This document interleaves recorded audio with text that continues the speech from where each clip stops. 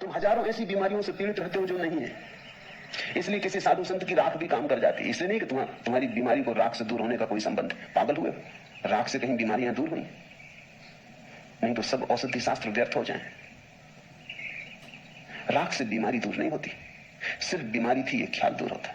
मैंने सुना है एक वैद्य के संबंध में खुद उन्होंने मुझसे कहा, एक आदिवासी क्षेत्र में बस्तर के पास वो रहते, तो बस्तर से दूर देहात से एक आदिवासी आया।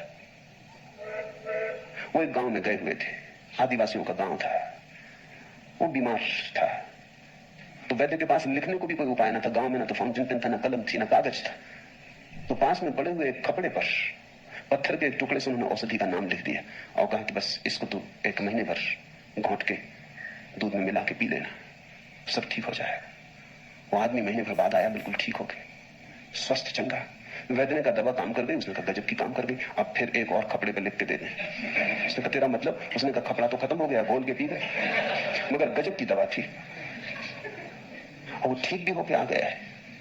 अब वैद्य भी कुछ कहे तो ठीक नहीं, अब कुछ कहना उचित नहीं। वो मुझसे कहने लगे, फिर मैंने कुछ नहीं कहा, जब ठीक ही हो गया तो जो ठीक कर दे वो दवा।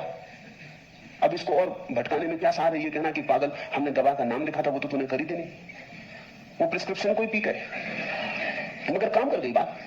बीमारी झूठी रही होगी, मनोकल्पित रही होगी। मनोवैज्ञानिक कहते हैं हमारी 100 में से 90 बीमारियां मनोकल्पित हैं।